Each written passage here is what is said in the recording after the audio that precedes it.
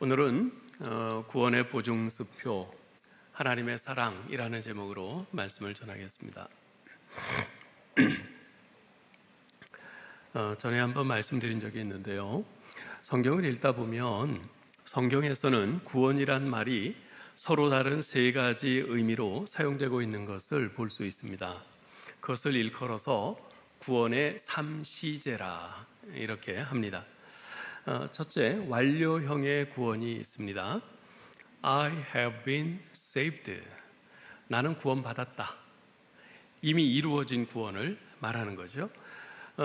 그 대표적인 성경 구절이 요한복음 6장 47절입니다. 읽어볼까요? 진실로 진실로 너희에게 이르노니 믿는 자는 영생을 가졌나니. 예수님께서 진실로 그럴 때는 아주 중요한 말씀이라고 그랬죠. 진실로 진실로 이렇게 말씀하실 때는 진짜 중요한, 아주 더 중요한 말씀이에요. 근데 그렇게 두 번이나 진실로 진실로 하시면서 하시는 말씀이 뭐예요? 믿는 자는 영생을 가졌다. 믿는 자는 구원 받았다. 완료됐다. 이 말이죠. 예수 믿는 사람은 이미 구원 받았다는 겁니다. 영생을 가지고 있다는 겁니다. 이것을 신학적인 용어로 칭의, justification이라고 합니다. 누구든지 예수 믿으면 하나님께서 그 사람의 죄를 더는 묻지 아니하시고 의롭다고 인정해 주십니다. 하나님의 자녀로서 당당하게 천국에 들어갈 자격이 생긴 거죠. 이제까지 지은 죄가 너무 많다고요? 관계없습니다. 아직도 죄악된 나쁜 습관 속에서 허우적될 때가 있다고요? 괜찮습니다. 주일 예배 빠질 때도 있고 헌금도 제대로 못하고 주님의 일을 위해서 뭔가 헌신해 본 적도 없다고요? 상관없습니다. 여러분은 진정 예수님만이 여러분을 죄에서 건져주실 여러분의 구원자이신 것을 분명히 믿고 고백하십니까? 그렇다면 여러분은 누가 뭐래도 이미 구원받은 하나님의 자녀인 줄 믿습니다. 천국 시민권자입니다. 여기에는 결코 이론의 여지가 있을 수 없습니다. 자, 그런데 성경에서는요, 이와 같은 완료형의 구원, 즉 칭의의 구원만을 이야기하지 않습니다. 둘째 구원이 있어요. 현재형의 구원입니다. I am being saved. 나는 구원받고 있다. 대표적인 성경 구절이 빌립보서 2장 12절이죠. 읽습니다. 그러므로 나의 사랑하는 형제들아, 너희가 나 있을 때뿐 아니라 더욱 지금 나 없을 때에도 항상 복종하여 두렵고 떨림으로 너희 구원을 이루라. 아멘. 두렵고 떨림으로 너희 구원을 이루라고 말씀을 하십니다. 영어 성경에서는 Continue to work out your salvation with fear and trembling 이라고 이렇게 말하고 있어요. Continue to work out your salvation. Continue. 계속해서 너희 구원을 이루어 가라는 겁니다. 그러면 이런 의문이 생깁니다. 아니, 한번 구원받았으면 끝난 거지 계속해서 구원을 이루어 가라니 이게 도대체 무슨 말이지? 처음에 예수 믿고 구원받았다고 했는데 그렇다면 그건 제대로 된 구원이 아닌가? 불완전한 구원인가? 충분히 이런 질문을 할 수가 있죠. 그 대답은 이렇습니다. 사도 바울은 에베소서 4장 13절에서 이런 말씀을 합니다. 같이 읽어보겠습니다. 우리가 다 하나님의 아들을 믿는 것과 아는 일에 하나가 되어 온전한 사람을 이루어 그리스도의 장성한 분량이 충만한 데까지 이르리니. 쉬운 말로 하면 예수 그리스도를 닮아가라는 겁니다. 예수님처럼 거룩하게 되어가라는 겁니다. 그래서 이것을 신학적으로 sanctification, 성화라고 합니다. 예수 믿고 하나님의 자녀가 된 사람은 누구나 다 지금 이 과정에 있습니다. 사람에 따라 정도의 차이는 있죠. 진행 속도도 차이가 있습니다. 그것은 사실이지만 여러분이나 저나 모든 신자에게 있어서 공통적인 사실은 우리는 지금 예수 그리스도를 조금씩 닮아가고 있다는 사실입니다. 우리는 매일매일 조금씩 변화되어 가고 있습니다. 오늘의 나는 더 이상 어제의 내가 아닙니다. 그렇기 때문에 우리는 어제의 모습으로 어떤 사람을 판단하고 저 사람은 저런 사람이야 라고 결정짓는 어리석음을 범해서는 안 됩니다. 왜냐하면 계속 변해가거든요. 오히려 일신 후 일신 날로 날로 새롭게 변화되고 성숙해져가는 모습을 서로에게 기대하면서 서로를 받아들여 주어야 하는 것이죠. 세 번째 구원이 있어요. 미래형의 구원입니다. I will be saved. 나는 구원받을 것이다. 이것은 장차 완성될 구원을 말씀하는 겁니다. 오늘 본문 가운데 10절이 그 대표적인 구절입니다. 같이 읽어볼까요? 곧 우리가 원수 되었을 때에 그 아들의 죽으심으로 말미암아 하나님으로 더불어 화목되었은즉 화목된 자로서는 더욱 그의 살으심을 인하여 구원을 얻을 것이니라. 아멘. 여기서의 구원은 처음 예수 믿을 때 받는 칭의의 구원이나 지금 진행 중에 있는 성화의 구원이 아닙니다. 이것은 우리 주님께서 다시 오셔서 우리 신자들을 천국으로 들이실 때에 최종적으로 완성될 구원입니다. 그때 우리 모두는 주님과 같은 영광스러운 상태로 완전하게 변화될 것입니다. 그래서 이것을 신학적인 용어로는 glorification, 영화라고 부릅니다. 자, 이러한 구원의 3시제를 지금 말씀드렸는데 이것을 표로 정리하면 이렇습니다. 지금 여러분이 다 들으신 내용이에요. 들으셨는데 이것을 이런 표로 딱 시각적으로 해서 여러분 머릿속에 잘 기억을 해 두시면 좋겠어요. 완료형의 구원, 현재형의 구원, 미래형의 구원. 나는 구원 받았다. 나는 구원 받고 있다. 나는 구원 받을 것이다. 요한복음 6장 47절, 빌립보서 2장 12절, 로마서 5장 10절. 칭의, 성화, 영화. 이것을 시각적으로 해서 잘 기억을 해 두시면 좋겠어요. 자, 이처럼 성경에서는 구원이라는 말을 쓸 때 이상과 같은 세 가지의 의미를 서로 구분 없이 동일한 단어로 사용하고 있기 때문에 성경을 읽을 때 우리가 유의해서 잘 살펴야 합니다. 우리가 이미 살펴본 것처럼 로마서 3장 21절에서 4장 25절까지는 우리가 처음 예수 믿을 때 받는 구원인 칭의, 즉 완료형의 구원에 대해서 말씀하고 있습니다. 오늘 본문은 현재 진행되고 있는 이 성화의 구원과 장차 완성될 영화의 구원이 얼마나 확실한 것인가, 그리고 그것이 그토록 확실한 이유는 무엇인가에 대해서 말씀해주고 있습니다. 즉, 과연 나는 지금 변화되어 가고 있는가? 진짜 나는 지금 변화되어 가고 있는가? 정말 내가 예수님을 온전히 닮아갈 수 있는가? 정말 내가 예수님처럼 될 수 있는가? 그 거짓말 같은 사실이 정말인가? 그것을 무엇으로 보증할 수 있는가? 바로 이것에 대해서 말씀해주고 있는 것이죠. 자, 우리가 이것을 살펴볼 텐데요. 먼저 우리가 기억해야 할 것은 이 소망은 결코 우리를 실망시키지 않는다는 것입니다. 오늘 보면 5절은요, 소망이 부끄럽게 하지 아니함은 이라는 말로 시작하고 있습니다. 소망이 부끄럽게 하지 아니함은. 여기서 이 소망은 지난 시간에 말씀드린 것처럼 예수 그리스도의 인격을 온전히 닮아서 완성되는 것, 바로 이것을 의미합니다. 현재 매일매일 우리가 예수님을 닮아서 변화되어가는 성화의 구원과 장차 우리 주님께서 다시 오시는 날 예수 그리스도를 닮은 온전한 모습으로 변화될 이 영화의 구원, 이것을 모두 포함하는 것이죠. 자, 그런데 이 소망이 우리를 부끄럽게 하지 않는다라고 말씀하고 있어요. 이 부끄럽게 한다는 말을 영어 성경에서는 disappoint, 즉 실망시킨다, 이렇게 이 단어로 번역을 하고 있습니다. 여러분, 언제 소망이 여러분을 부끄럽게 만듭니까? 여러분은 소망을 가졌다 언제 실망하십니까? 여러분이 잔뜩 기대하고 붙잡았던 소망이 물거품으로 돌아갔을 때, 아마 그럴 것 같아요. 그 소망이 이루어지지 않았을 때, 혹은 그 소망을 이루기는 했는데 막상 이루고 보니 기대했던 것과는 너무 달라서 허무한 마음이 들 때, 굳건한 확신을 가지고 그 소망을 붙잡았던 나는 참으로 부끄러워지고 그 실망감이란 이루 말할 수가 없게 됩니다. 내 인생의 버킷리스트란 말을 들어보셨죠?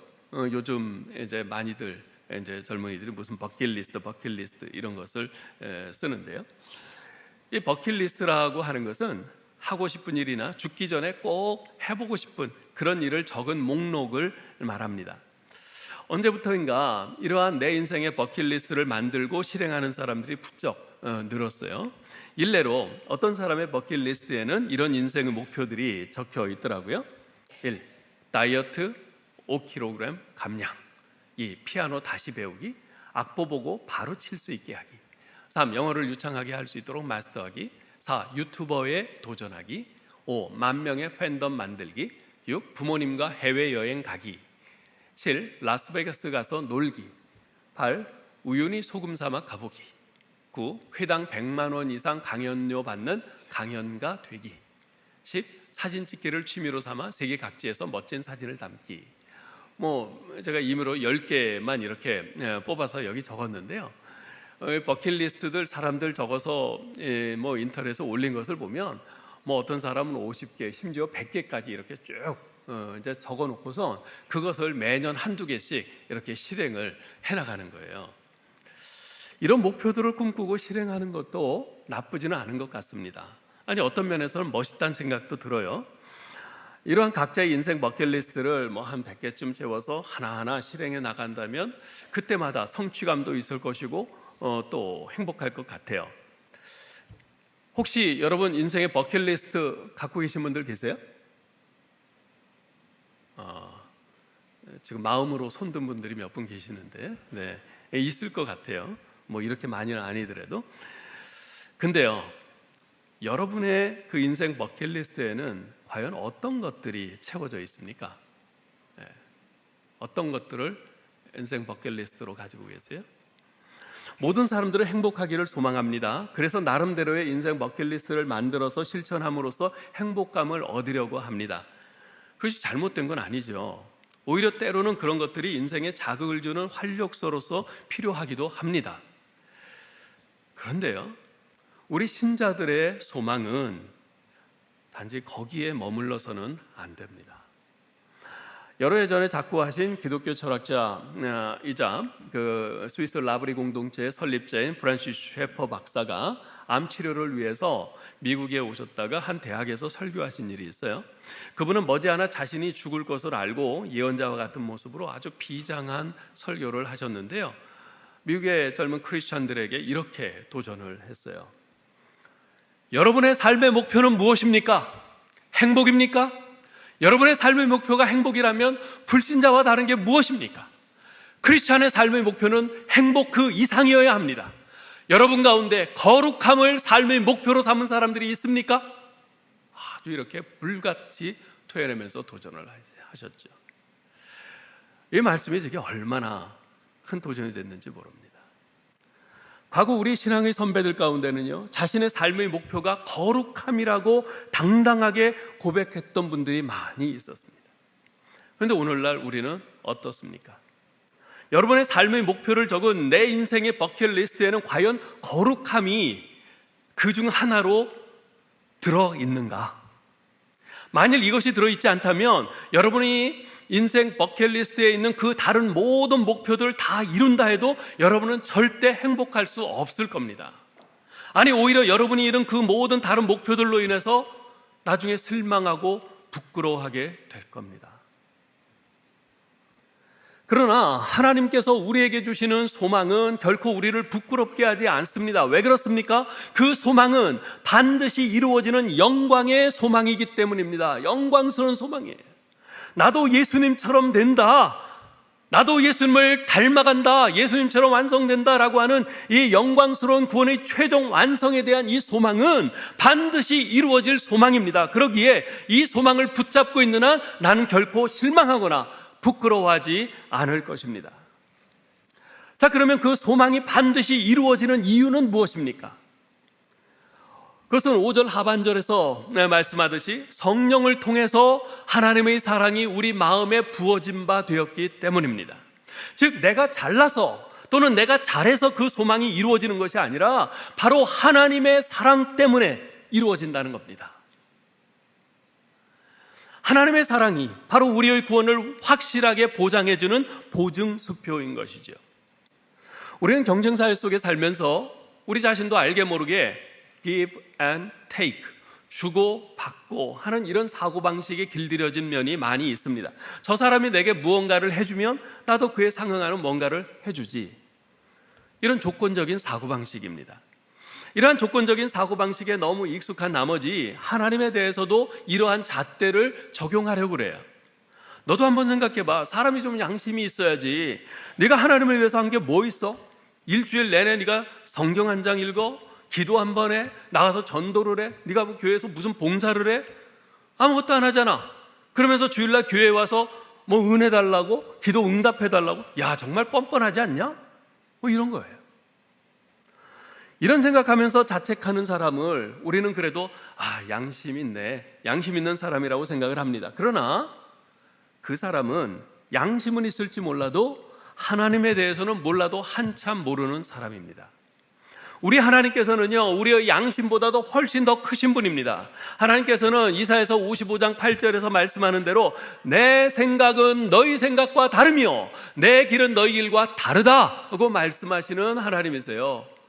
우리처럼 give and take, 네가 요만큼 줬으니 나도 너한테 그만큼 줄게, 이런 하나님이 아니시란 말입니다. 성경이 계시하는 하나님은 선을 딱 그어놓고 1등부터 100등까지 들어오는 사람만 오케이 하고 받아주시는 그런 조건적인 하나님이 아니십니다.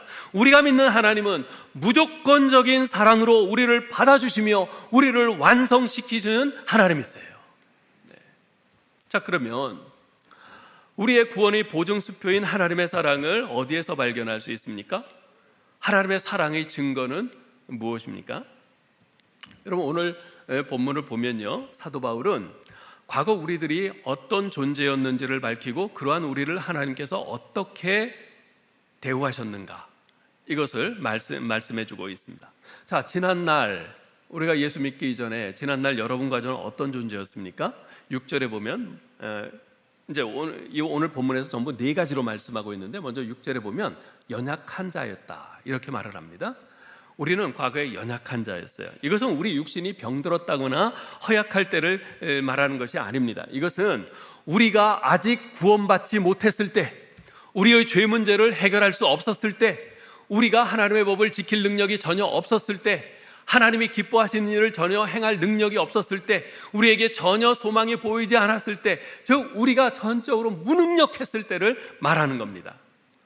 즉 도덕적으로 무능하고 영적으로도 무능하고 법적으로도 더 이상 빠져나올 수 없을 만치 무능했을 때, 그래서 유혹과 죄가 공격해 들어올 때 그것을 알면서도 이길 힘이 전혀 없었을 때를 의미하는 것이죠. 그렇듯 우리가 아직 연약할 때 우리는 허물과 죄로 죽었었고요, 공중의 권세 잡은 자를 따랐었고요, 본질상 진노의 자녀였습니다.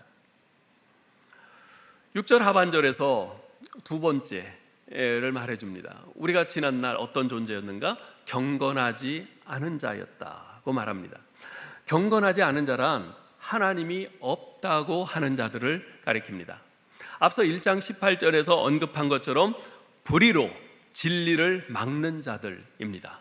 즉 거짓으로 진리를 왜곡하고 진리이신 하나님을 대적하는 자들이죠.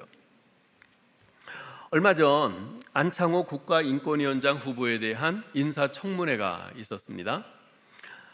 그분은 헌법재판소 재판관을 지낸 아주 훌륭한 분이에요. 그리고 독실한 우리 크리스찬 장로님이세요. 그런데 인사청문회장에서 이분은 자기가 가지고 있는 그 믿음의 소신을 따라서 그대로 말씀해요. 나는 창조론을 믿습니다. 나는 동성애를 허용하는 차별금지법에 반대합니다. 그러면서 자신의 신앙적 소신을 차분하게 밝혔어요. 그러자 청문회 위원으로 나온 국회의원들이 아주 벌떼처럼 달려들어서 공격을 하더라고요. 그 중에서도 두 사람이 두드러졌는데, 한 사람은 더불어민주당의 김모 의원이고 다른 한 사람은 개혁신당의 천모 의원이었어요. 그런데 놀라운 사실은 김모 의원은 미국에서 신학교를 졸업한 사람이었어요. 제가 찾아보니까 미국 샌프란시스코의 샌프란시스코 테올로지컬 세미너리를 졸업한 사람이에요. 그리고 이 천모 의원은 목사의 아들이었어요. 두 사람 다 기독교 배경을 가지고 있는 거죠. 그것도 신학교를 다녔고 목사의 아들이고 한 보통 배경이 아닌 거죠. 그럼에도 불구하고 그들은 이 안창호 국가인권위원장 후보가 창조 신앙을 주장하고 차별금지법을 반대한다고 하자 그분을 무자격의 보수 기독교 탈레반이다 그러면서 막말로 공격을 했어요. 탈레반이 뭐죠? 오사마 빈 라덴 9.11 그 테러 사건을 일으켰던 그 오사마 빈 라덴, 그게 탈레반 아니겠어요? 예. 그러면서 안 위원장 후보가 특정 종교에 대한 강한 신념을 가지고 있기 때문에 국가인권위원장을 맡아서는 안 된다고 하더라고요. 다른 사람도 아닌 신학교를 졸업한 사람과 목사 아들이라는 사람이 앞장서서 그런 공격을 하는 것을 보고 정말 황당하기도 하고 자괴감을 금할 수가 없었습니다. 창조신앙을 부정하고 동성애를 지지하는 그들이 과연 기독교인인가 싶었어요. 제가 볼 땐 그들이 바로 불의로 진리를 막는 불경건한 자들이라는 생각이 들었습니다. 오늘 본문 8절에서는 지난날 우리의 이 상태를 죄인이라고 세 번째로 표현합니다. 여러분, 죄가 뭡니까? 하나님의 법이라는 관역이 있는데 그 관역에서 빗나가거나 그 관역에 못 미치는 것을 죄라고 합니다. 하나님의 법, 거기에 빗나가거나 미치지 못하는 걸 죄라고 그래요. 그래도 우리는 하나님의 목표에서 빗나가 자신의 욕망과 소견에 옳은 대로 행하며 살고 있던 죄인들이었죠. 네 번째로 우리는 지난날 어떤 존재였는가? 10절에 보면 하나님과 원수된 자라고 말하고 있습니다. 하나님과 원수된 자였어요. 이것은 하나님의 존재를 부인하고 하나님의 뜻을 거역하고 하나님의 권위에 도전하고 공격해서 하나님의 이름을 능욕하고 하나님의 명예에 막대한 피해를 끼친 자를 의미합니다. 한마디로 하나님을 증오하고 적극적으로 대적하는 자, 그가 바로 하나님과 원수된 자인 것이죠. 이처럼 우리는 지난날 연약한 자요, 경건하지 않은 자요, 죄인이요, 또한 하나님과 원수된 자였습니다. 다시 말해서 하나님의 진노 아래 멸망할 수밖에 없는 존재였죠. 그러나 사도 바울은 6절에서 이렇게 말합니다. 우리가 아직 연약할 때에 기약대로 그리스도께서 경건하지 않은 자를 위하여 죽으셨다. 8절에서도 말합니다. 우리가 아직 죄인 되었을 때에 그리스도께서 우리를 위하여 죽으심으로 하나님께서 우리에 대한 자기의 사랑을 확증하셨다. 더 나아가 10절에서도 말씀합니다. 읽어볼까요? 곧 우리가 원수 되었을 때에 그의 아들이 죽으심으로 말미암아 하나님과 화목하게 되었은즉 화목하게 된 자로서는 더욱 그의 살아나심으로 말미암아 구원을 받을 것이니라. 하나님께서 우리가 우리 자신의 죄 문제를 해결할 능력이 전혀 없는 무능력하고 연약한 자였을 때 우리를 대신해서 십자가에 죽으셨어요. 우리가 불경건했을 때 그 불경건한 우리를 그대로 당신의 자녀로 불러주셨어요. 죄인인 우리를 그대로 당신의 자녀로 삼아주셨어요. 하나님께 삿대질하며 몸부림치며 반항하며 하나님은 원수로 살고 있을 때 우리를 있는 모습 그대로 받아주셨습니다. 그렇게 무조건적인 사랑으로 우리의 죄를 용서해 주시고 구원해 주셨어요. 우리가 처음 예수 믿고 하나님의 자녀가 된 이 칭의 구원은 전적으로 하나님의 사랑에서 비롯된 것입니다. 전혀 의롭지 않은 우리를 예수 그리스도의 십자가의 은혜로 의롭다고 여겨주신 것이니까요. 우리가 한 일은 아무것도 없죠. 전적으로 하나님의 사랑으로 우리를 받아주시고 의롭다고 해주신 것입니다. 자, 그런데 한 가지 주목할 것이 있어요.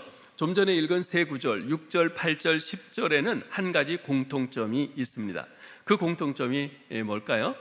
바로 그리스도의 죽음을 언급하고 있다는 것입니다. 자, 우리 6절, 8절, 10절을 다시 한번 읽어봅시다. 시작. 우리가 아직 연약할 때에 기약대로 그리스도께서 경건하지 않은 자를 위하여 죽으셨다. 8절. 우리가 아직 죄인 되었을 때에 그리스도께서 우리를 위하여 죽으심으로 하나님께서 우리에 대한 자기의 사랑을 확증하셨다. 10절. 곧 우리가 원수 되었을 때에 그의 아들의 죽으심으로 말미암아 하나님과 화목하게 되었은즉 화목하게 된 자로서는 더욱 그의 살아나심으로 말미암아 구원을 받을 것입니다.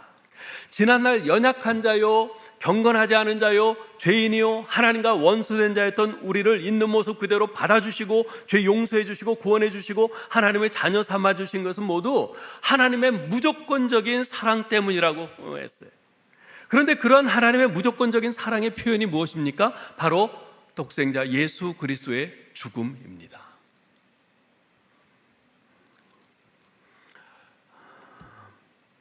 예수 그리스도께서 달리신 그 십자가는 그래서 하나님의 그 무조건적인 그 무한한 사랑의 표현이에요. 여러분, 무조건적인 사랑은요, 그야말로 사랑의 최고봉입니다. 상대방이 어떤 모습이든지 상관없이 그냥 받아주시는 거니까. 이보다 더 큰 사랑이 어디 있겠어요? 없죠.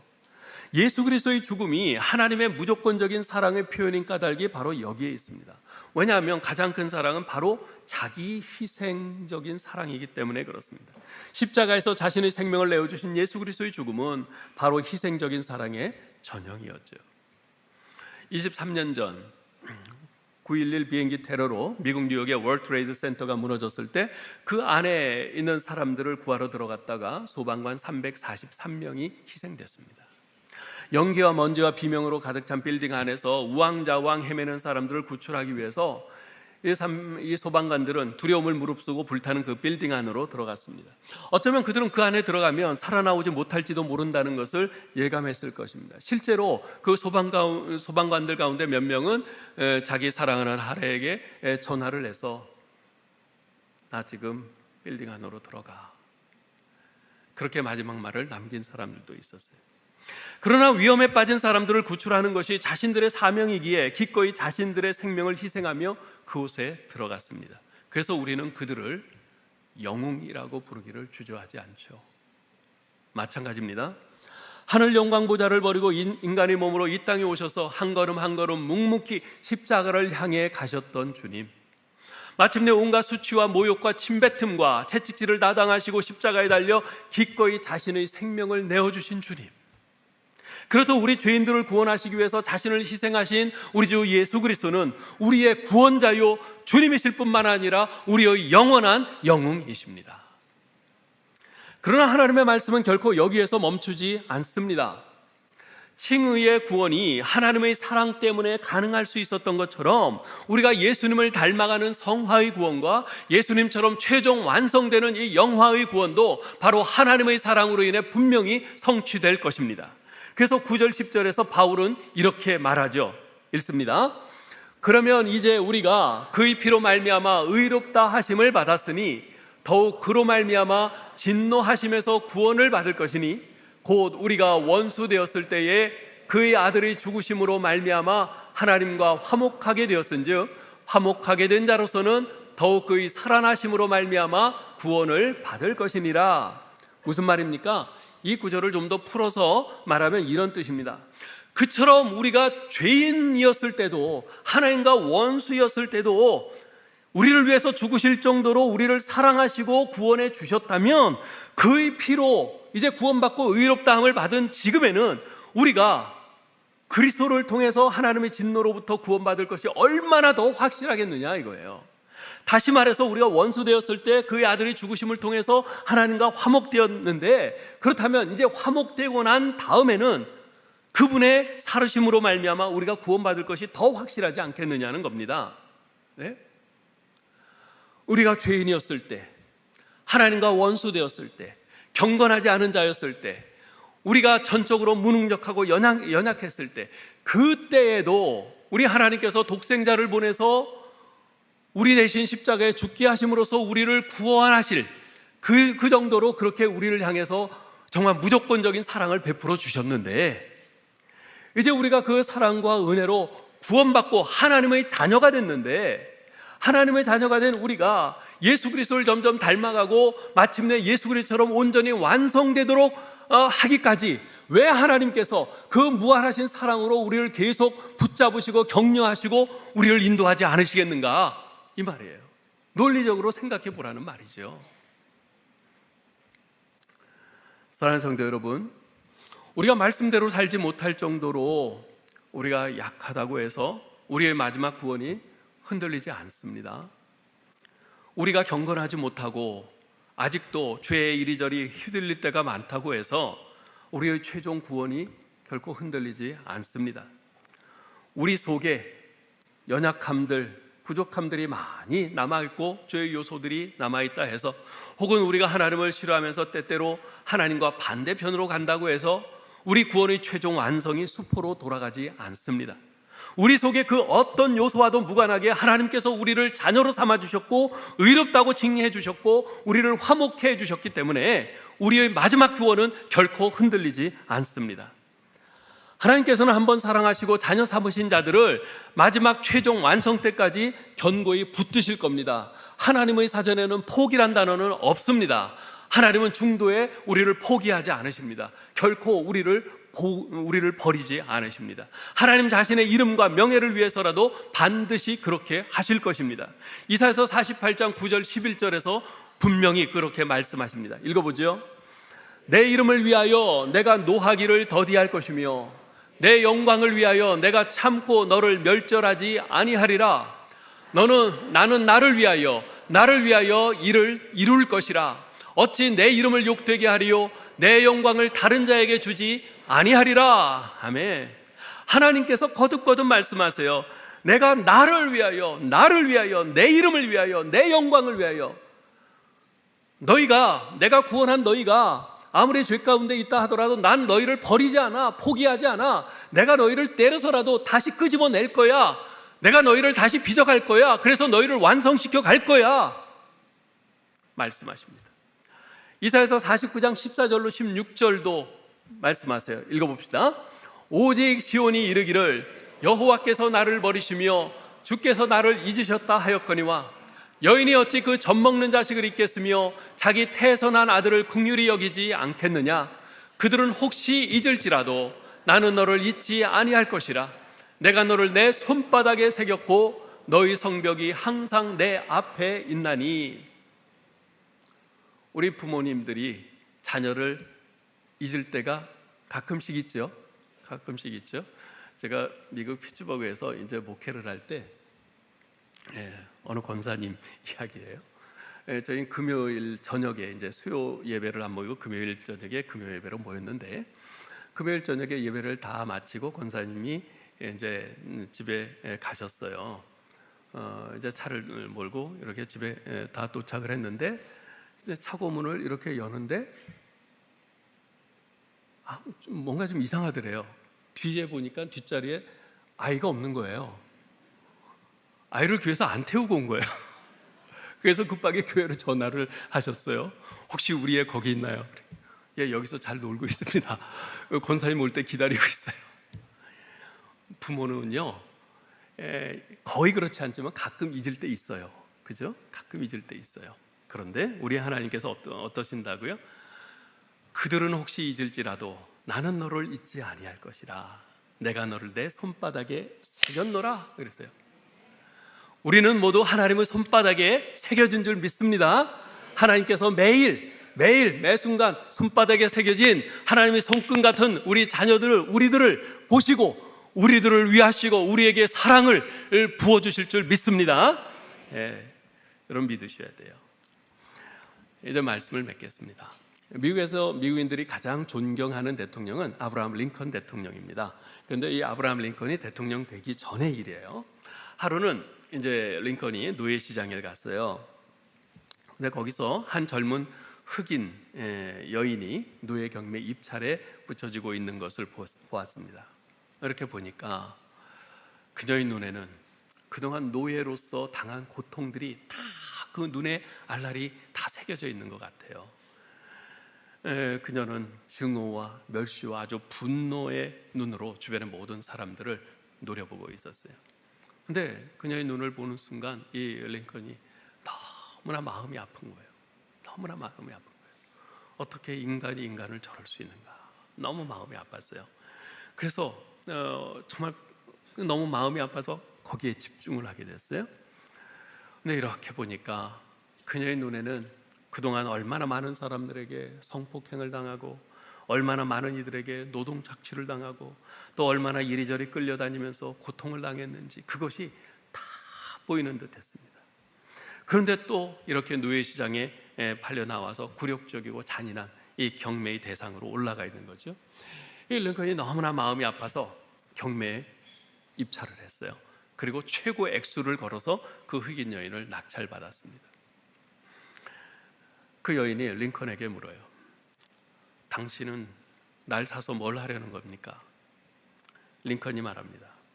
당신을 자유롭게 하려고 하오. 그 여인이 눈을 동그랗게 뜨고 봐요. 무슨 대가를 원하시나요? 아무런 대가를 바라지 않소. 더 놀랍니다. 그렇다면 제가 할 수 있는 일은 무엇이든지 할 수 있도록 자유를 주신다는 건가요? 그렇소. 당신이 하고 싶은 것은 뭐든지 할 수 있도록 자유를 주겠어. 그럼 제가 말하고 싶은 것은 무슨 말이든지 할 수 있도록 자유를 주신다는 건가요? 그렇소. 당신이 말하고 싶은 것은 뭐든지 말할 수 있도록 자유를 주겠어. 그럼 제가 가고 싶은 곳은 어디나 마음대로 갈 수 있도록 자유를 준단 말인가요?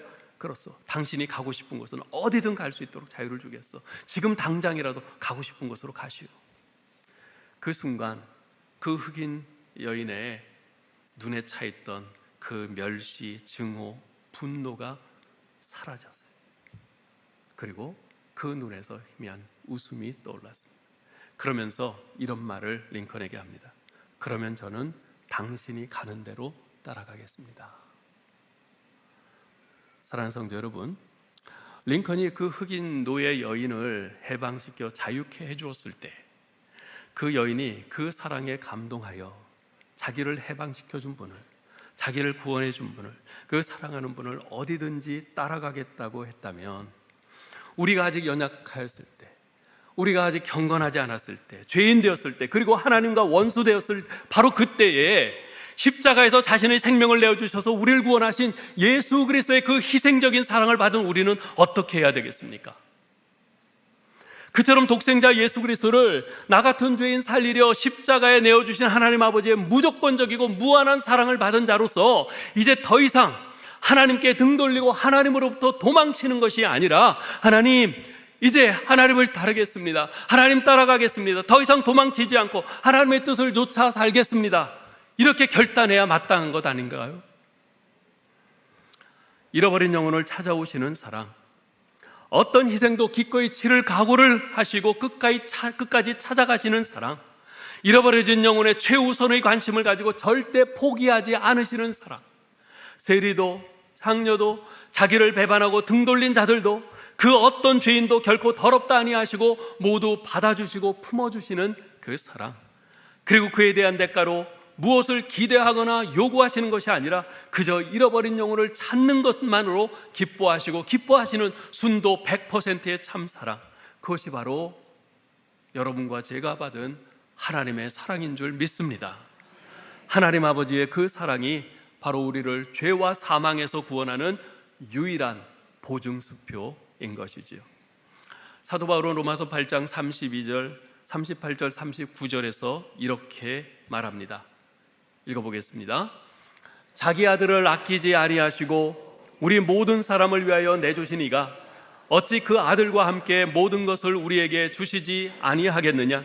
내가 확신하노니 사망이나 생명이나 천사들이나 권세자들이나 현재일이나 장래일이나 능력이나 높음이나 깊음이나 다른 어떤 피조물이라도 우리를 우리 주 그리스도 예수 안에 있는 하나님의 사랑에서 끊을 수 없으리라.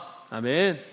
아무쪼록 우리 하나님께서 약속하신 이 하나님의 무한한 사랑, 무조건적인 이 사랑, 이 희생적인 이 사랑을 의심치 말고 확신으로 붙들고 주님 뒤를 따라서 가겠습니다 다짐하고 결단하는 여러분 될 수 있기를 주님의 이름으로 축원합니다.